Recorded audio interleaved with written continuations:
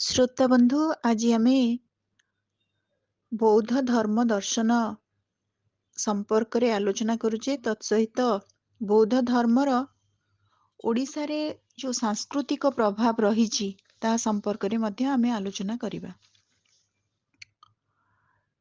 तेबे संस्कृति कहले गोटे जातिर भावात्मक मूल्यबोध और तार साधना को सूचित करे। यहा धर्म धारणा चलणी साहित्य शिल्पकला समाजबोध महत विचार चिंतन जीवन दर्शन एक समन्वित सारांश कहले किसी भूल हेब ना।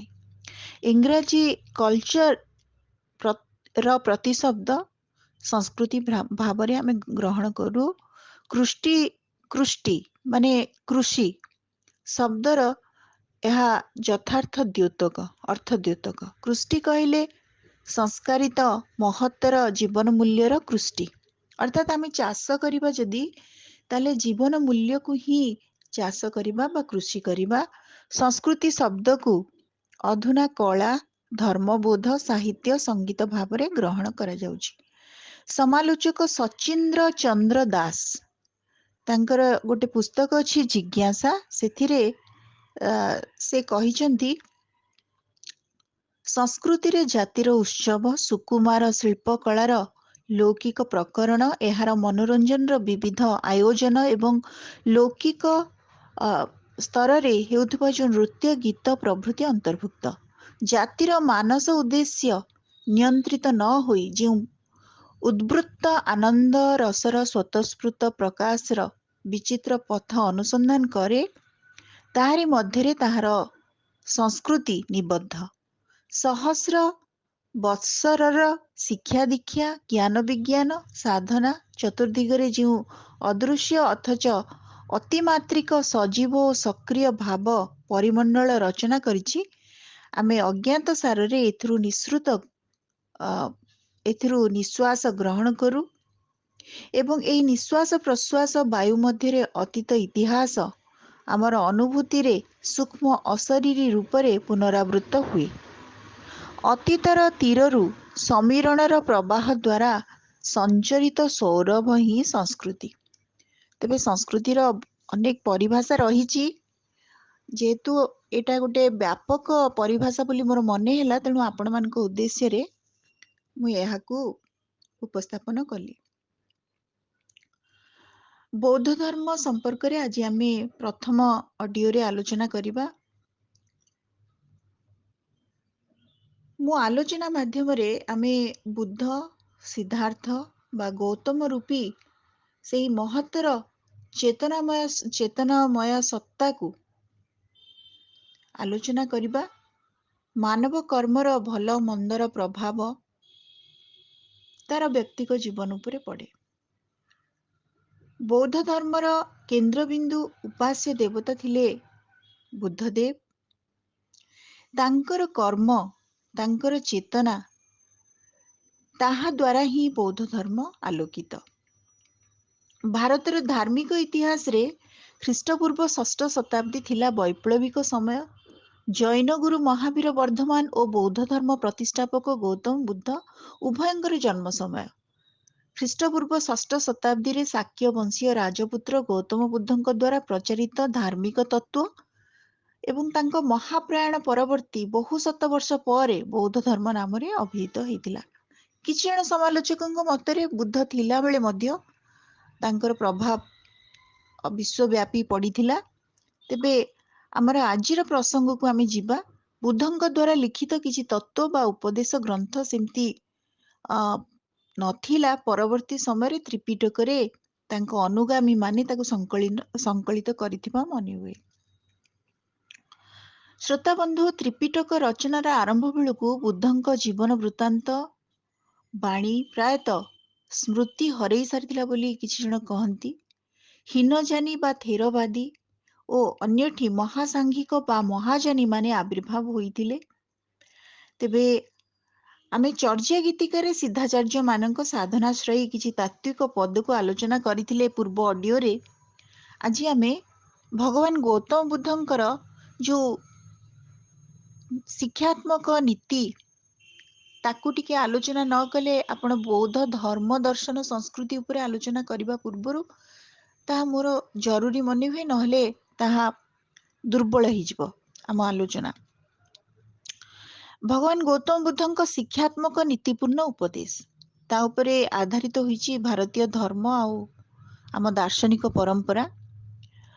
ଏହାର ଉତ୍ପତ୍ତି ଯଦି ଆମେ ଦେଖିବା ତାହେଲେ ଖ୍ରୀଷ୍ଟପୂର୍ବ 6ଠ ଶତାବ୍ଦୀରେ ଏକ ଶ୍ରମଣ ପରମ୍ପରା ଭାବରେ, ଆମେ ଯେମିତି ସନ୍ନ୍ୟାସୀ କହୁ ହିନ୍ଦୁମାନେ, ସେମିତି ବୌଦ୍ଧ ଧର୍ମାବଲମ୍ବୀ ମାନେ ଶ୍ରମଣ ଭାବରେ ଖ୍ୟାତ। ଶ୍ରମଣ ପରମ୍ପରା ଭାବରେ ପୂର୍ବ ଗଙ୍ଗା ଅଞ୍ଚଳରେ ପ୍ରସାରିତ ହୋଇଥିଲା ଏବଂ କ୍ରମେ ଏହା ସମ୍ପୂର୍ଣ୍ଣ ଏସିଆ ମହାଦେଶରେ ସମ୍ପ୍ରସାରିତ ହୋଇଥିଲା। ଏହା ସଂସାରର ଚତୁର୍ଥତମ ବୃହତ୍ ଧର୍ମ ଭାବରେ ପରିଗଣିତ, ଯାହାର କୋଟି କୋଟି ଅନୁଗାମୀ ଅଛନ୍ତି। ବୁଦ୍ଧ ଶବ୍ଦର ଅର୍ଥ ହେଉଛି ଜାଗୃତ ବ୍ୟକ୍ତି, ଯିଏ ଜଣେ ଶ୍ରମଣ ଥିଲେ, ଯେ ଦକ୍ଷିଣ ଏସିଆରେ 5ମ କିମ୍ବା 6ଠ ଶତାବ୍ଦୀ ପୂର୍ବରୁ ଥିଲେ। ବୁଦ୍ଧ ଶାକ୍ୟ ଭିକ୍ଷୁ ଭାବରେ ପରିଚିତ। ଗୌତମ ବୁଦ୍ଧ ଶାକ୍ୟବଂଶୀ ରାଜା ଥିଲେ, ତେଣୁ ଗୌତମଙ୍କୁ ନେଇ ଅନେକ କିମ୍ବଦନ୍ତୀ ରହିଛି। ପ୍ରାୟ ଖ୍ରୀଷ୍ଟପୂର୍ବ 563 ସମୟରେ ଶାକ୍ୟବଂଶୀ ରାଜାମାନଙ୍କର ରାଜଧାନୀ କପିଳବସ୍ତୁ ନିକଟସ୍ଥ ଲୁମ୍ବିନୀ ଉପବନରେ ଥିଲା ଏବଂ ଗୌତମ ବୁଦ୍ଧ ସେଇଠାରେ ହିଁ ଜନ୍ମଗ୍ରହଣ କରିଥିଲେ। ଏହି ସ୍ଥାନ ସମ୍ପ୍ରତି ନେପାଳ ରାଜ୍ୟ ଅନ୍ତର୍ଗତ ତଥା ଭାରତର ସୀମାଠାରୁ 7 କିଲୋମିଟର ଦୂରରେ ଅବସ୍ଥିତ। ସୁତ୍ତ ନିପାତ, ସୁତ୍ତ ଦ୍ୱିତୀୟତ ସୁତ୍ତ ନିପାତ ଗ୍ରନ୍ଥ ଅନୁଯାୟୀ ଶାକ୍ୟମାନଙ୍କୁ ହିମାଳୟ ନିକଟବର୍ତ୍ତୀ କୋଶଳରେ ରହୁଥିବା ଗୌତମ ଗୋତ୍ରର କ୍ଷତ୍ରିୟ କୁହାଯାଏ। ମାନେ ଗୌତମ ଗୋଟେ ଗୋତ୍ର, ଗୌତମ ଋଷିଙ୍କ ନାଁରେ ହେଇଥିବ। ତେଣୁ କୋଶଳ ରାଜ୍ୟର ଅଧୀନରେ ଥିବା ଶାକ୍ୟ ଜନପଦ ଏକ ଗଣରାଜ୍ୟ ଥିଲା। ଏହାର ରାଜା ସୁଦ୍ଧୋଧନ ଏବଂ ରାଣୀ ମାୟାଦେବୀ ଥିଲେ ବୁଦ୍ଧଙ୍କର ପିତାମାତା। ଜନ୍ମର 5ମ ଦିନ ବୁଦ୍ଧଙ୍କର ସିଦ୍ଧାର୍ଥ ନାମକରଣ ହେଇଥିଲା ଏବଂ ଜନ୍ମ ସପ୍ତାହରେ ହିଁ ବୁଦ୍ଧଙ୍କ ମାତାଙ୍କର ଦେହାନ୍ତ ହୋଇଥିବାରୁ ତାଙ୍କ ମାଉସୀ ବିମାତା ମହାପ୍ରଜାପତି ଗୌତମୀ ତାଙ୍କୁ ପାଳନ କରିଥିଲେ। ମାଉସୀ ଗୌତମୀଙ୍କ ଯୋଗୁଁ ତାଙ୍କ ନାମ ଗୌତମ ନାମରେ ଅଭିହିତ ହୋଇଛି। ବୁଦ୍ଧଙ୍କ ଜନ୍ମ ଜୀବନକୁ ନେଇ ଲଳିତ ବିସ୍ତାର ନାମକ ଗ୍ରନ୍ଥରେ ଚମତ୍କାର ବର୍ଣ୍ଣନା ରହିଛି। କଥିତ ଅଛି ସିଦ୍ଧାର୍ଥଙ୍କ ଭିତରେ 32ଟି ମହାପୁରୁଷଙ୍କ ଲକ୍ଷଣ ଦେଖି ଅସିତ ମୁନି ତାଙ୍କ ସମ୍ପର୍କରେ ବୁଦ୍ଧତ୍ୱ ପ୍ରାପ୍ତିର ଭବିଷ୍ୟତବାଣୀ କରିଥିଲେ। ପୁଣି ମଧ୍ୟ କୁହାଯାଏ ଏକଦା ଜାମୁକୋଳି ବୃକ୍ଷର ଛାଇରେ ସେ ଧ୍ୟାନ ଯାଇଥିଲେ। ଏଇଟା ହଉଥିଲା ତାଙ୍କର ପ୍ରଥମ ଉପଲବ୍ଧି ଧ୍ୟାନ ଅବସ୍ଥାର। ଲଳିତ ବିସ୍ତାର ଅନୁସାରେ ଯେବେ ସିଦ୍ଧାର୍ଥଙ୍କୁ କୌଣସି ଦେବାଳୟକୁ ନିଆଯାଇଥିଲା, ଦେବ ପ୍ରତିମା ସବୁ କାଳେ ସ୍ୱୟଂ ଦଣ୍ଡାୟମାନ ହୋଇ ତାଙ୍କୁ ପ୍ରଣାମ କରିଥିଲେ। ବୁଦ୍ଧ ନାନା ଶିଳ୍ପ, ଅସ୍ତ୍ରବିଦ୍ୟା ଏବଂ 16 କଳାରେ ସିଦ୍ଧ ଥିଲେ ଓ କୋଲ୍ୟବଂଶୀ ରାଜା ସୁପ୍ରବୁଦ୍ଧ ବା ଦଣ୍ଡପାଣି, ଗୋଟେ ଗୋଟେ ଜାଗାରେ ଦଣ୍ଡପାଣି ଲେଖା ହେଇଛି, ସୁପ୍ରବୁଦ୍ଧ ଲେଖା ହେଇଛି, ତାଙ୍କର କନ୍ୟା ଗୋପା, ଯାହାଙ୍କୁ ଆପଣମାନେ ଯଶୋଧରା ନାମରେ ମଧ୍ୟ ଜାଣନ୍ତି, ତାଙ୍କ ସହିତ ତାଙ୍କର ପରିଣୟ ହୋଇଥିଲା, ଅର୍ଥାତ୍ ବିବାହ ଅନୁଷ୍ଠିତ ହୋଇଥିଲା। ପାଲି ଗ୍ରନ୍ଥ ଅନୁସାରେ ସିଦ୍ଧାର୍ଥଙ୍କ ପତ୍ନୀଙ୍କ ନାମ ଥିଲା ଉଦ୍ଦ କଚ୍ଚାନା, କଚ୍ଚାନା ଦ୍ୱିତୀୟ ଉଦ୍ଦ କଚ୍ଚାନା, ତାପରେ ଭଦ୍ର କାତ୍ୟାୟନୀ, ଯଶୋଧରା, ବିମ୍ବା ଅଥବା ବିମ୍ବା ସୁନ୍ଦରୀ। ବିନୟ ଗ୍ରନ୍ଥ ଅନୁସାରେ ତାଙ୍କୁ କେବଳ ରାହୁଳ ମାତା ଏବଂ ବୁଦ୍ଧ ଚରିତରେ ଯଶୋଧରା ନାମରେ ତାଙ୍କୁ ନାମିତ କରାଯାଇଛି। ସିଦ୍ଧାର୍ଥ 29 ବର୍ଷ ବୟସରେ ନିଶାର୍ଦ୍ଧରେ ସୁପ୍ତ ଶିଶୁପୁତ୍ର ଏବଂ ପତ୍ନୀକୁ ତ୍ୟାଗ କରି ଅଶ୍ୱ କନ୍ଥକ ଉପରେ ବସିଲେ ଏବଂ ବନ୍ଧୁ ଛନ୍ଦକ ସହିତ ରଥାରୂଢ଼ ହୋଇ ସଂସାରରୁ ସେ ତାଙ୍କର ଏଇ ସାଂସାରିକ ଜୀବନକୁ, ତାର ମୋହକୁ ତୁଟାଇ ଚାଲିଗଲେ ମହାସତ୍ୟର ଅନ୍ୱେଷଣରେ। ଶାକ୍ୟ, କୌଲ୍ୟ ଏବଂ ମଲ୍ଲ ଏଇ ଗ୍ରାମ, ଏଇ 3ଟି ରାଜ୍ୟ ପାର ହୋଇ ସିଦ୍ଧାର୍ଥ 30 ଯୋଜନ ଦୂରରେ ଅନୋମା ନଦୀ ତଟରେ ରହିଲେ ଏବଂ ସେଇଠି ହିଁ ସେ ଶ୍ରମଣର ରୂପ ନେଲେ, ଅର୍ଥାତ୍ ସାଂସାରିକ ବସ୍ତ୍ର ତ୍ୟାଗ କଲେ ଏବଂ ନିଜକୁ ସମ୍ପୂର୍ଣ୍ଣ ରୂପେ ଶ୍ରମଣର ରୂପ ପ୍ରଦାନ କଲେ। ସେଇଠୁ ତାଙ୍କର ଜୀବନ, ତାଙ୍କର ସତ୍ୟ ଅନ୍ୱେଷଣର ଯୋଉ ମହାସତ୍ୟ ଅନ୍ୱେଷଣର ଯୋଉ ଉଦ୍ଦେଶ୍ୟ ପୂର୍ଣ୍ଣ କରିବା ପାଇଁ ସେ ବାହାରିଗଲେ। ସିଦ୍ଧାର୍ଥ ଅନେକ ତପସ୍ୱୀଙ୍କୁ ସାକ୍ଷାତ କରିଥିଲେ, ତନ୍ମଧ୍ୟରେ ଥିଲେ ଆଲାର କାଲାମ। ଯଦି ଆମକୁ କିଏ ପ୍ରଶ୍ନ କରେ ସିଦ୍ଧାର୍ଥଙ୍କର ଗୁରୁ ଥିଲେ, କାରଣ ଗୁରୁ ବିନାରେ ଏଇ ଯୋଉ ତାତ୍ଵିକ ଗୂଢ ଦର୍ଶନ ର ଯୋଉ ଭେଦ କରିବା ସମ୍ଭବ ନୁହଁ, ତେଣୁ ତାଙ୍କର ଆଲାର କଲାମ, ଯାହାଙ୍କୁ ଆରାଡ ମଧ୍ୟ କୁହାଯାଏ, ଆଉ ଜଣେ ଥିଲେ ଉଦ୍ଦକ ରାମପୁତ୍ତ, ତାଙ୍କୁ ରୁଦ୍ରକ କୁହାଯାଏ। ଦିଟା ନା, ଆଲାର କାଲାମ, ଆରାଡ ବ୍ରାକେଟେଡ୍ ଲେଖିବେ, ଉଦ୍ଦକ ରାମପୁତ୍ତ, ରୁଦ୍ରକ, ଏମାନେ ତାଙ୍କୁ ସାକ୍ଷାତ କରିଥିଲେ। ଏତଦ୍ ବ୍ୟତୀତ ରାଜଗୃହ ନାମକ ସ୍ଥାନରେ ମଗଧ ରାଜା ବିମ୍ବିସାରଙ୍କୁ ମଧ୍ୟ ସେ ସାକ୍ଷାତ କରିଥିବା ପ୍ରସଙ୍ଗ ସୁତ୍ତ ନିପାତର ପବଜ୍ଜ ସୁତ୍ତ, ଏ ବହି ଗୁଡ଼ିକ ନାଁ ମନେ ରଖିବେ, ପବଜ୍ଜ ଦ୍ୱିତୀୟ ଜ, ପବଜ୍ଜ ସୁତ୍ତ, ଲଳିତ ବିସ୍ତାର ଏବଂ ବୁଦ୍ଧ ଚରିତରେ ବର୍ଣ୍ଣିତ ଅଛି। ଗୟାରେ ବୋଧିସତ୍ତ୍ୱ ବିଚାର କରିଥିଲେ ଯେ ଯେପରି ଓଦା କାଠରେ ଅଗ୍ନି ଉତ୍ପନ୍ନ ସମ୍ଭବ ହୋଇପାରେନି, ସେହିଭଳି ଭୋଗ ବିଳାସରେ ସ୍ପୃହା ଥିଲେ ଜ୍ଞାନ ପ୍ରାପ୍ତି ସମ୍ଭବ ନୁହେଁ। ତେଣୁ ସେ ଉରୁବିଲ୍ୟ ନିକଟସ୍ଥ ସେନାପତି ଗ୍ରାମସ୍ଥ ନିରଞ୍ଜନା ନଦୀ ତଟବର୍ତ୍ତୀ ସ୍ଥାନରେ କଠୋର ତପସ୍ୟା ଆଉ ଆଚରଣ କରିଥିଲେ, ତପଶ୍ଚର୍ଯ୍ୟା ଆଚରଣ କରିଥିଲେ ଆଉ ନିଷ୍ପତ୍ତି ନେଇଥିଲେ ଯେ ତାଙ୍କୁ ସତ୍ୟର ଅନୁସନ୍ଧାନ କରିବାକୁ ପଡ଼ିବ।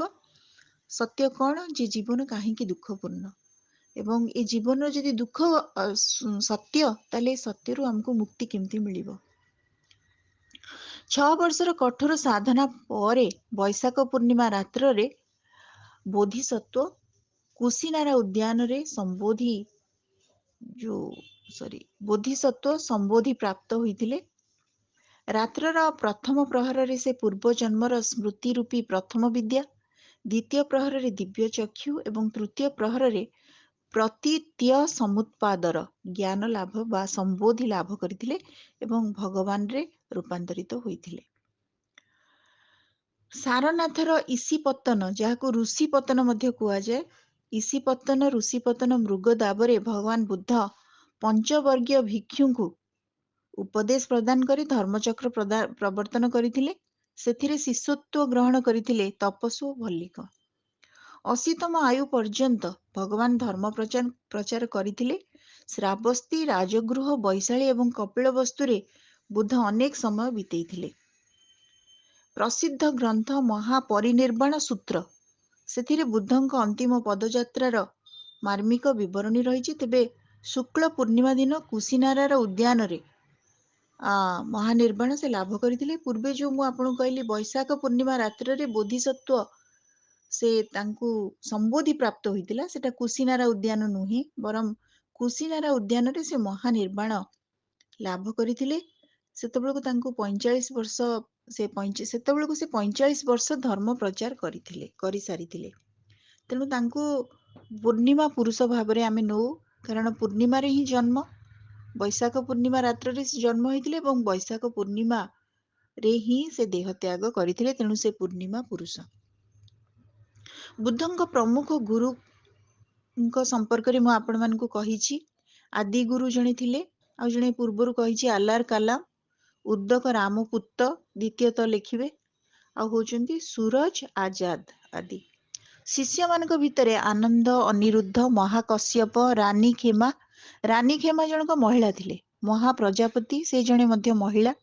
ଭଦ୍ରିକା, ଭୃଗୁ, କିମ୍ବାଲ, ଦେବଦତ୍ତ, ଉପାଲି, ଅଙ୍ଗୁଳିମାଳ ଇତ୍ୟାଦି ତାଙ୍କର ଶିଷ୍ୟ ଥିଲେ।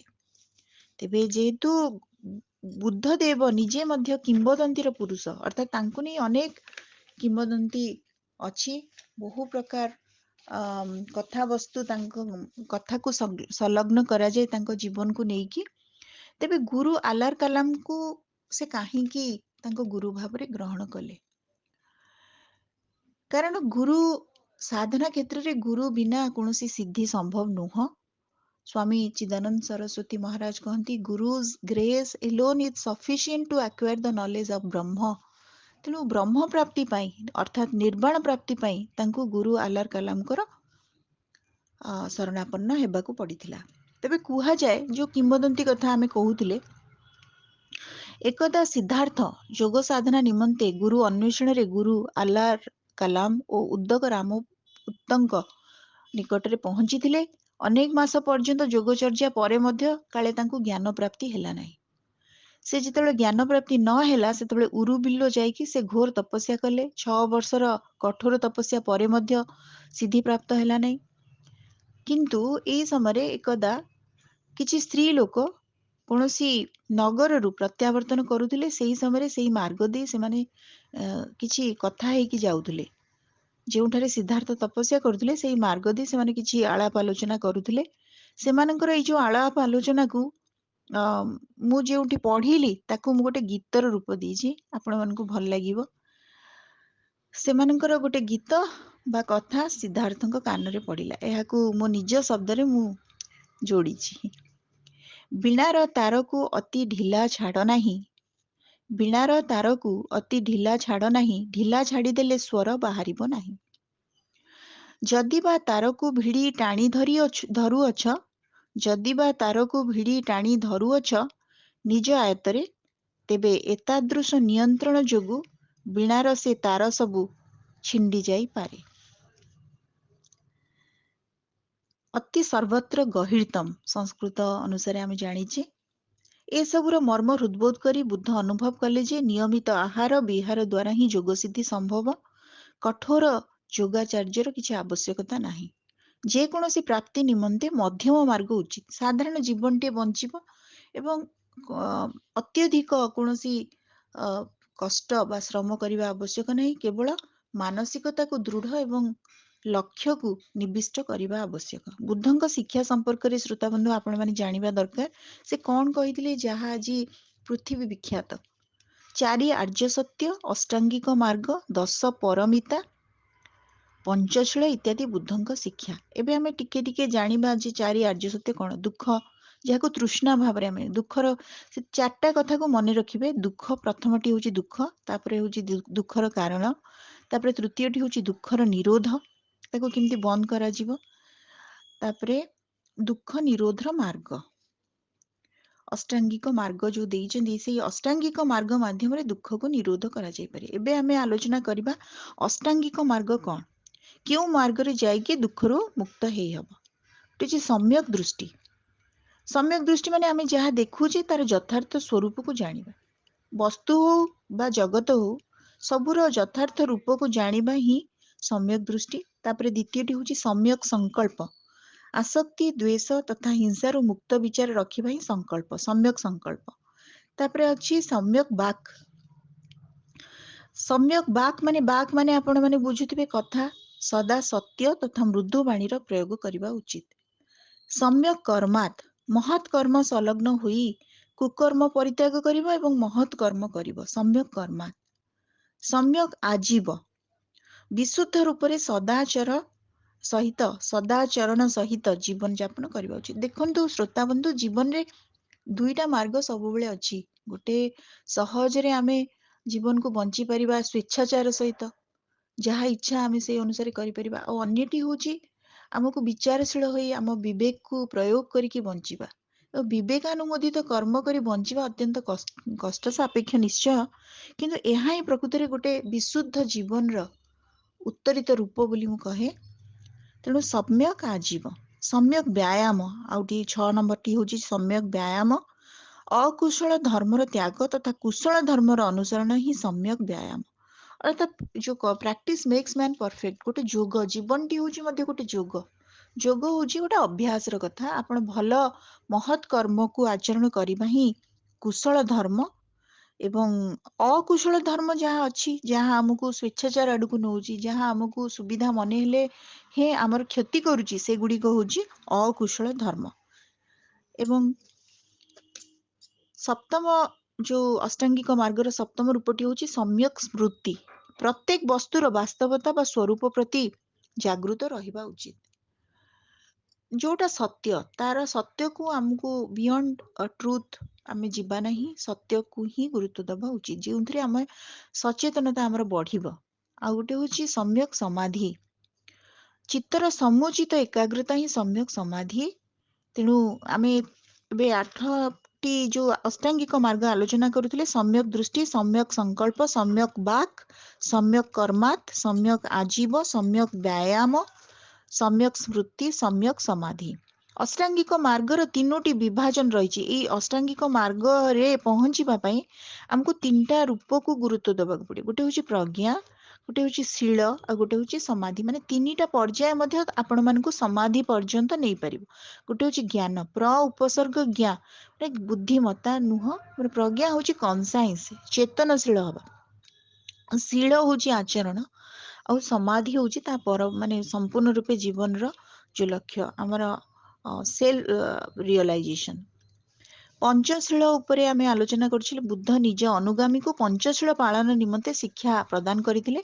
पंचशील को गुरुत्व दियंतु। प्रथम हूँ अहिंसा अस्तेय अपरिग्रह सत्य प्रत्येक सॉरी सत्य एवं निशा वर्जन जोटा अहिंसा अस्तेय अपरिग्रह सत्य निशा वर्जन। अहिंसा संपर्क रे पाली रे उल्लेख अछि पाणातिपाता बेरमनी शिक्षा पदम सम्मादियामि अर्थात मु प्राणी हिंसारु विरत रहिबार शिक्षा ग्रहण करुछि। अस्तेय संपर्क रे पाली रे अछि आदिर्ना दाना बेरमणि शिक्षा पदम समिदियामि मु चौर्य वृत्तिरु विरत रहिबार शिक्षा ग्रहण करुछि। अपरिग्रह रे अछि अपरिग्रह संपर्क रे पाली रे अछि कामेषु मिच्छाधार बेरमणि शिखापद समिदियामि मु व्यभिचारु विरत रहिबार शिक्षा ग्रहण करुछि। सत्य रे अछि सत्य संपर्क रे पाली रे अछि मुसाबादा बेरमणि शिखा पदम समादियामि अर्थात मु मिथ्या कथनरु विरत रहिबार शिक्षा ग्रहण करुछि। प्रत्येक प्रकार निशा वर्जन संपर्क रे अछि पाली पुस्तक रे ग्रंथ रे सुरा मेर य मज्ज पमादठ टाना बेरमणि शिखा पदम समादियामि अर्थात मु रंधासुरा कंचासुरा निशा द्रव्य सेवनरु विरत रहिबार शिक्षा ग्रहण करुछि। एतिक कला परे पंचशील नीति परे एवं अष्टांगिक मार्ग रे जाई पंचशील नीति को ग्रहण कला परे आपणकर बोधि रो जो जागरण हब। गौतम बुद्ध जो ज्ञान प्राप्ति करथिले ताको बोधि कहंती कुहा जाय। बोधि लाभ परे संसार मुक्ति संभव। समस्त पारमिता बा पूर्णतार निष्पत्ति चारि आर्य सत्यर उपलब्धि एवं कर्मर निरोध द्वारा ही बोधि प्राप्ति संभव। तेणु आमे एबे आलोचना करुचे गौतम बुद्धଙ୍କ धर्म दर्शन एकु न जानी आमे प्रकृति रे धर्मर प्रभावटा संपर्क रे आमे आलोचना करिबा व्यापक भाबरे आमे जानिबा दरकार गौतम बुद्ध एमती कोन करिथिले कोन उपदेश बाणी तांकर को तत्व गुडा को नेकी एते प्रचार प्रसार हेतिला विश्वव्यापी। एवं ए पंचशील नीतिर जितेबाला आमे ताकू ग्रहण करुचे आम जीवन रे ए समय लोभ दोष मोह अविद्या तृष्णा एवं आत्मा उपरे थिबा विश्वास सेटा जो दूरीभूत हो जाए सेटा लोभ रहेनी दोष रहेनी मोह रहेनी अविद्या रहेनी। तो बोधिर त्रिविध स्तर रही गोटे श्रावक बोधि प्रत्येक बोधि आ गोटे सम्यक बोधि। तेबे ए सब संपर्क रे आलोचना करिबानी त्रिविध स्तर खाली आपण लिखिदेबे एवं सम्यक बोधि होची बौद्ध धर्मर सर्वश्रेष्ठ उन्नत आदर्श। एबे आमे आसीबा बौद्ध सिद्धांत गुड़िक संपर्क रे आलोचना करिबा। 7 प्रकार सिद्धांत को समालोचक माने गुरुत्व देइचंती। प्रतीत्य समुत्पाद प्रतीत्य समुत्पाद गोटे शब्द क्षणिक बाद अनात्मवाद अनीश्वरवाद शून्यतावाद यथार्थवाद तापरे होची बोधिसत्व। एबे आमे देखिबा प्रतीत्य समुत्पाद ए सिद्धांतटी कोन एगुडा सब सिद्धांत। प्रतीत्य समुत्पाद सिद्धांत ए सिद्धांत अनुसारे जेकोसी घटना केवल अन्य घटना कारणरू एक जटिल कारण ओ परिणामर जाल रे विद्यमान थाए। कार्य कारण ही कार्य गोटे हुए एवं तार कारण भोगियाक पड़े एवं कार्य पछरे कारण थाए एवं कारण जोगु आमे भोगी थाए। प्राणी मानक पई एहार अर्थ हैला कर्म एवं विपाक। विपाक कहले कर्मर परिणाम अनुसारे अनंत संसारर चक्र। प्रत्येक घटना मूलतः शून्य। तेणु मानव जहा पाखरे ज्ञानर शक्ति अछि तृष्णा को जहा दुखर कारण जो तृष्णा मनीष दुखर कारण बा इच्छा जोटा दुखर कारण त्याग करी तृष्णारे नष्ट होइतिबा शक्ति को ज्ञान और ध्यान रे परिवर्तित करी निर्वाण प्राप्ति संभव। एबे आसिला क्षणिकवाद। एही संसार रे सब किछि क्षणिक एवं नश्वर कोनोसी तत्व स्थायी नुह बोली आलोचना रहिछि। अनात्मवाद आत्मार अर्थ मु मात्र प्राणीर शरीर मनरु तैयारी होइछि जहार किछि स्थायित्व नाही। मु नामक आत्मार कोनोसी स्थायित्व नाही। जाहाकु लोके आत्मा मने करंती ताहा चेतनार अविच्छिन्न प्रवाह। ଅନିଶ୍ୱରବାଦ, ସୃଷ୍ଟିର ନିର୍ମାଣ ହେବା ଏବଂ ନଷ୍ଟ ହେବା ବାରମ୍ବାର ହୁଏ। ସୃଷ୍ଟି କାର୍ଯ୍ୟକାରଣ ଭାବରେ ନିୟମରେ କାର୍ଯ୍ୟକାରଣ ରୂପେ ନିୟମରେ ଚାଲିଛି। ଭଗବାନ ବୁଦ୍ଧଙ୍କ ଅନୁସାରେ ମନୁଷ୍ୟର ଦୁଃଖ ଏବଂ ସୁଖ କ୍ଷେତ୍ରରେ କର୍ମ ହିଁ ଦାୟୀ, ଈଶ୍ୱର ନୁହନ୍ତି। ବୁଦ୍ଧ ସର୍ବୋଚ୍ଚ ସତ୍ୟକୁ ଅବର୍ଣ୍ଣନୀୟ କହିଛନ୍ତି। ଶୂନ୍ୟତାବାଦ ହେଉଛି ଶୂନ୍ୟତା, ମହାଯାନୀ ବୌଦ୍ଧ ସମ୍ପ୍ରଦାୟର ପ୍ରଧାନ ଦାର୍ଶନିକ ତତ୍ତ୍ୱ। ଏହାକୁ ଶୂନ୍ୟ, ସବୁକିଛି ଶୂନ୍ୟ। ତେବେ ଅତ୍ୟଧିକ ଆଲୋଚନା ସମ୍ଭବପର ନୁହଁ, ତେଣୁ ବର୍ତ୍ତମାନ ଆସିଲେ ଆମେ ଯଥାର୍ଥବାଦ। ବୁଦ୍ଧ ଧମ୍ମ, ଧମ୍ମ ମ ତଳେ ମ, ବୁଦ୍ଧ ଧମ୍ମ ଏବଂ ସଂଘ, ଏହା ହେଉଛି ବୌଦ୍ଧ ଧର୍ମର ତ୍ରିରତ୍ନ। ଆପଣଙ୍କୁ ପ୍ରଶ୍ନ ପଚରା ଯାଇପାରେ ବୌଦ୍ଧ ଧର୍ମର ତ୍ରିରତ୍ନ କ'ଣ? ତେଣୁ ବୁଦ୍ଧ ନିଜେ, ବୁଦ୍ଧ ଏଠି ମଣିଷ ନୁହନ୍ତି, ବୁଦ୍ଧ ହେଉଛି ପ୍ରଜ୍ଞା ବା ଜାଗୃତ ରୂପ ସତ୍ତା। ତେଣୁ ବୁଦ୍ଧ ଧମ୍ମ ଏବଂ ସଂଘ, ଏଇଟା ହେଉଛି ବୌଦ୍ଧ ଧର୍ମର ତ୍ରିରତ୍ନ। ଭିକ୍ଷୁ, ଭିକ୍ଷୁଣୀ, ଉପାସକ ଏବଂ ଉପାସିକା ସଂଘର 4ଟି ଅବୟବ। ଯେତେବେଳେ ଏଇ ବୌଦ୍ଧ ଧର୍ମ ଆସିଥିଲା ସେଥିରେ 4 ପ୍ରକାର ତତ୍ତ୍ୱ ରହନ୍ତି। ଯେଉଁମାନେ ତାଙ୍କର ସାଧନା କରନ୍ତି ସେମାନେ ହେଲେ ଭିକ୍ଷୁ ହେଇପାରିବେ, ତାଙ୍କର ଯେଉଁ ମହିଳା ଯେଉଁ ଭିକ୍ଷୁଣୀ ଥିଲେ ସେମାନେ ହେଇପାରିବେ, ଉପାସକ ହେଇପାରିବେ, ଉପାସିକା ହେଇପାରିବେ। ବୌଦ୍ଧ ଧର୍ମ ନିରାଶାବାଦ ନୁହେଁ, ବରଂ ଯଥାର୍ଥବାଦ ଉପରେ ବିଶ୍ୱାସ କରେ। ଅର୍ଥାତ୍ ସଂସାର ଯାହା ଦେଖାଯାଉଛି ତାକୁ ହିଁ ଗ୍ରହଣ କରିବାକୁ ବୌଦ୍ଧ ଧର୍ମ କୁହେ। ବୋଧିସତ୍ତ୍ୱ 10 ପାରମିତାକୁ ପୂର୍ଣ୍ଣ ଭାବରେ ପାଳନ କରିପାରୁଥିବା ବ୍ୟକ୍ତି ହିଁ ବୋଧିସତ୍ତ୍ୱ ନାମରେ ନାମିତ ହୁଏ। ସେ 10 ଭୂମିକୁ ଗୁରୁତ୍ୱ ଦେବା କଥା। ସେଗୁଡ଼ିକ ନାଁ ହେଉଛି ମୁଦିତା, ବିମଳା, ଦୀପ୍ତି, ଅର୍ଚିସ୍ମତୀ, ସୁଦୁଜିଆ, ଅଭିମୁଖୀ, ଦୁରଙ୍ଗମା, ଅଚଳ, ସାଧୁମତୀ, ଧମ୍ମ ମେଘା ଇତ୍ୟାଦିକୁ ପ୍ରାପ୍ତ କଲେ ବୁଦ୍ଧ ହେଇପାରିବ। ଏହାର ବ୍ୟାପକ ଗୂଢ଼ ତତ୍ତ୍ୱ ରହିଛି, ବେଶୀ ଆଲୋଚନା କରିବା ସମ୍ଭବ ନୁହଁ। ତଥାପି ଆପଣ ଏଇ 10 ଭୂମି, ବୋଧିସତ୍ତ୍ୱ ଲାଭ ପାଇଁ 10 ଭୂମିର ନାମ ମନେ ରଖିବେ। କୁହାଯାଏ ବୁଦ୍ଧ ଶାକ୍ୟମୁନି କେବଳ ଜଣେ ମାତ୍ର ବୁଦ୍ଧ ଅଟନ୍ତି। ତାଙ୍କ ପୂର୍ବରୁ ବହୁତ ଥିଲେ ଏବଂ ଭବିଷ୍ୟତରେ ମଧ୍ୟ ହେବେ। ବୁଦ୍ଧଙ୍କ ମତରେ କେହି ହେଲେ ବି ବୁଦ୍ଧ ହୋଇପାରିବେ। ଯଦି କେହି 10ଟି ପାରମିତାକୁ ପୂର୍ଣ୍ଣ ପାଳନ କରେ ତେବେ ସେ ବୁଦ୍ଧ ହେଇପାରିବ। ବୌଦ୍ଧ ଧର୍ମର ଅନ୍ତିମ ଲକ୍ଷ୍ୟ ଅଟେ ସମ୍ପୂର୍ଣ୍ଣ ମାନବ ସମାଜର ଦୁଃଖର ଅନ୍ତ। ବୁଦ୍ଧଙ୍କ ମତ ଅଟେ, ମୁଁ କେବଳ ଏକମାତ୍ର ଶିକ୍ଷା ପ୍ରଦାନ କରେ।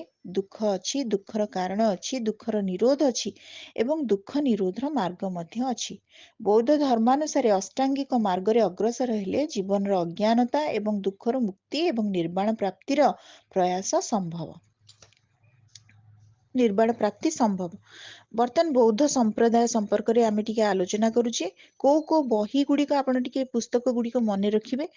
ସେଟା ହେଉଛି ଅଗୁତ୍ତର ନିକାୟ।